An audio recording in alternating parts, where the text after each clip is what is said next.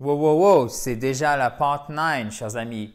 Sur ou pour, pardon, un simple exercice de phonétique. Alors, attention, ne partez pas en courant. La phonétique, ça pue à un certain moment, notamment dans votre scolarité. Je dis bien ça pue, c'est-à-dire que ce n'est pas une certitude, mais une hypothèse qui s'est révélée être malheureusement une réalité pour certains d'entre vous. Ça a pu être rébarbatif. Sauf que, il faut bien comprendre qu'en fait, la phonétique, c'est un outil, et je souligne bien et j'appuie là-dessus, formidable. C'est le juge de paix, en fait, pour avoir un super accent et pour la prononciation. Pronunciation, qui s'écrit comme ceci, avec un U en anglais. Pronunciation, ok? Donc en fait, si vous comprenez les bases de la phonétique, c'est super simple. Grâce au dictionnaire, vous cherchez la phonétique et là, vous êtes sûr, une fois que vous savez faire les sons, de prononcer n'importe quel mot correctement. Donc, ce qu'on va s'entraîner à faire, et vous avez déjà 8 autres parties, et il y a d'autres cours en plus sur la phonétique. On vous met les autres parties juste en dessous dans le descriptif de la vidéo. On va s'entraîner, toi et moi, à retrouver en toutes lettres la signification de cette phonétique et vous allez voir à quel point c'est intéressant pour bien prononcer. Vous le savez, sans prononciation, je vais être un peu familier, mais on est mort en anglais. Pourquoi? Parce qu'il y a une énorme différence pour passer de l'écrit à l'oral, de ce qui est orthographié à une bonne prononciation dans la langue de Shakespeare. C'est si ce n'est la plus grosse difficulté. Donc, profitons-en pour améliorer tout ça et passer au-delà de la malédiction du I have a French accent et ça me stresse. Bon, alors, ici, qu'est-ce que nous avons? Là, je vous ai fait une petite expression de 3 lettres, de 3 mots un peu pour changer. D'ailleurs, par exemple, mettons que vous bloquez là-dessus, vous passez au second mot. Et peut-être qu'une fois que vous aurez trouvé les deux, boum, vous allez trouver le premier plus facilement. Ok?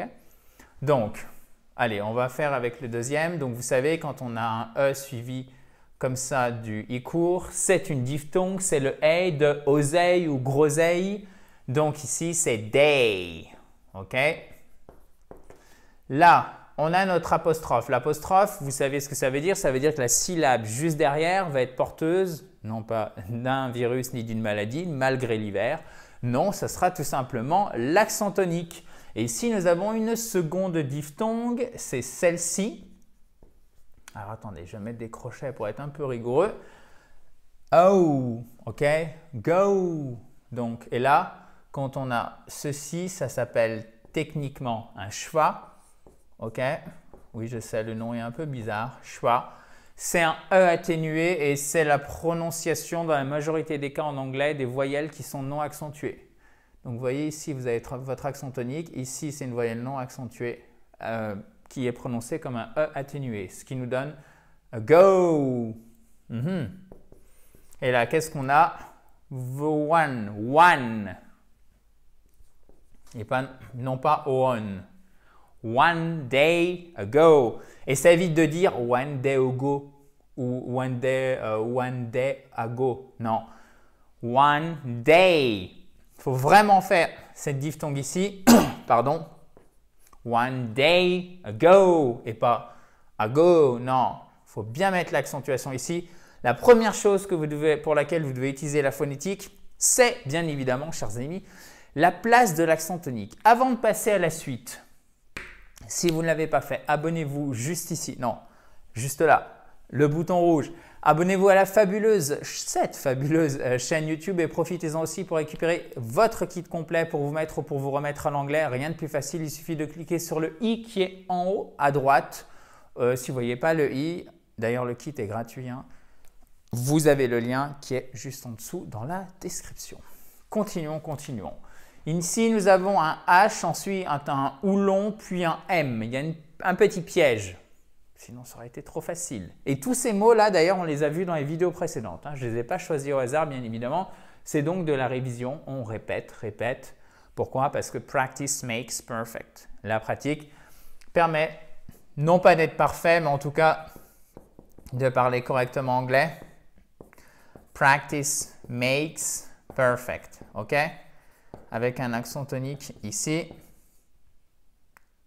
Voilà. OK. Practice makes perfect. Donc, nous avons ici un whom. Whom. Whom. OK? Qui signifie, alors ça peut être à qui, de qui, dont, etc. C'est l'équivalent de who, mais lorsque c'est un objet. On l'avait vu dans une précédente vidéo.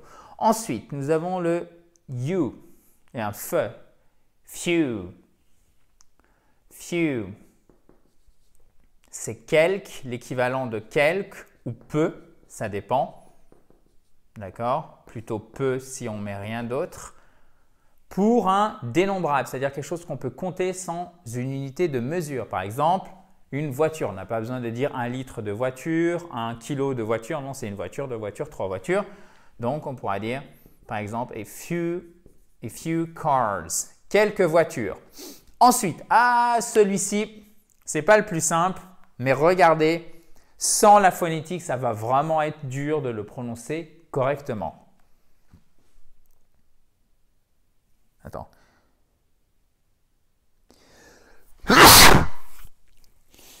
Mon Dieu.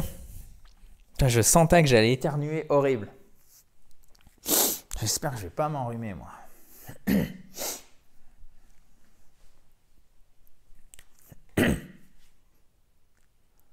Donc, la première chose qu'on fait, c'est qu'on repère notre accent tonique qui est là, ce qui signifie que ici, la syllabe va être porteuse de l'accent tonique. Necessary. Ah, d'accord. On va le décomposer, vous inquiétez pas, regardez. Necessary. Alors, ici, vous avez votre E atténué. Là, vous avez l'équivalent d'un E accent grave et après votre RI. OK? Necessary. Vous voyez, donc en fait, on appuie sur la première syllabe et après, on déplie le reste de la prononciation. Necessary. Et non pas necessary, mais bien necessary. OK, guys? Necessary. Ensuite, alors, vous voyez ici, on identifie d'abord l'accent tonique qui est là.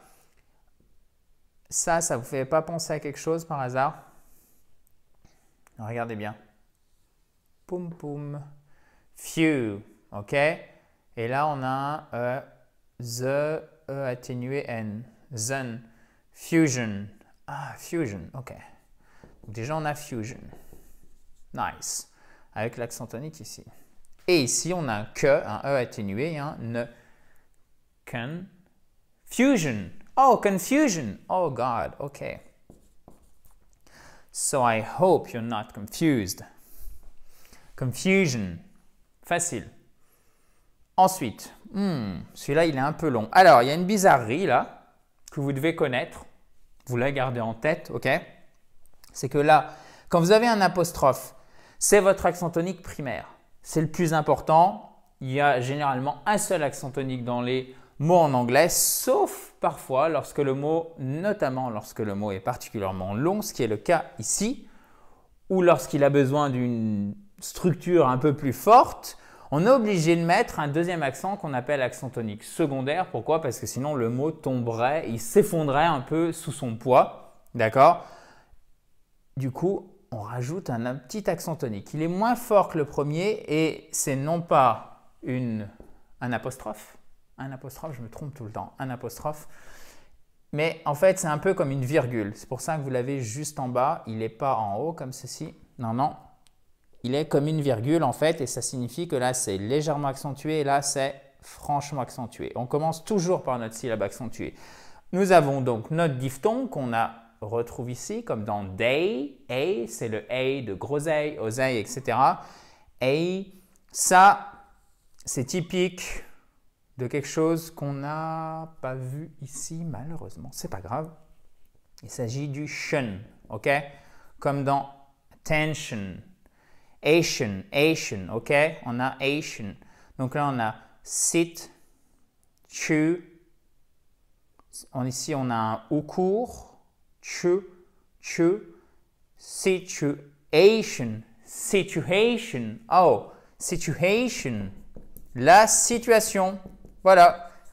Voyez à quel point, en fait, la phonétique vous permet de précisément prononcer correctement même, et c'est là où c'est intéressant et c'est ce qu'il faut bien comprendre, même si votre accent est loin d'être parfait, c'est suffisant si vous respectez tout ce qu'on voit. Alors bien évidemment, il faut un peu de pratique, mais déjà rien qu'avec tout ce qu'il y a ici, vous allez vraiment pouvoir faire un pas en avant et monter d'un cran, si je puis dire, pour mieux et bien prononcer et vous faire comprendre en anglais. Et comme la prononciation et la compréhension sont les deux côtés, si vous voulez, d'une même pièce, ça va aussi améliorer quand vous entendez de l'anglais, que ce soit au téléphone, en regardant une série par exemple sur Netflix, etc., etc. ou évidemment quand on vous parle en face-to-face. Okay? Donc, one day ago, whom, few, necessary, confusion, situation. Voilà, chers amis, vous êtes au point. On continue dans la joie et la bonne humeur, bien évidemment. Demain, attendez, je vais me mettre ici comme ça, vous voyez vraiment tout. Si vous avez des questions, des remarques, vous mettez ça juste en dessous. Si vous avez aimé cette vidéo, vous pouvez mettre un pouce bleu juste en bas à droite. À côté, vous avez le bouton rouge pour vous abonner à cette fabuleuse chaîne YouTube. Et avant de partir, n'oubliez pas de télécharger votre kit complet pour vous mettre ou pour vous remettre à l'anglais. Il est gratuit, il arrive dans votre boîte email directement, 37 pages illustrées concrètes. Pour le récupérer, vous avez deux solutions. Solution, vous voyez, quand on a un shun, en fait, vous avez l'accent tonique. Ça, c'est une des rares règles qui permet de connaître facilement la prononciation d'un mot, en tout cas rare règle simple, qui permet de connaître la place de l'accent tonique en anglais et donc la prononciation. Solution, quand le mot se termine en shun, vous avez l'accent tonique sur la syllabe précédente, donc sur l'avant-dernière syllabe. Solution, et non pas solution, non pas solution, mais solution, ok? Situation, solution. Donc, vous avez deux solutions pour récupérer ce kit complet. Je vais y arriver. Le suspense est à son comble. Vous cliquez sur le i en haut à droite ou sur le lien qui est dans la description de la vidéo. À demain dans la joie et la bonne humeur. Talk to you tomorrow, guys. Thank you very much. Bye bye.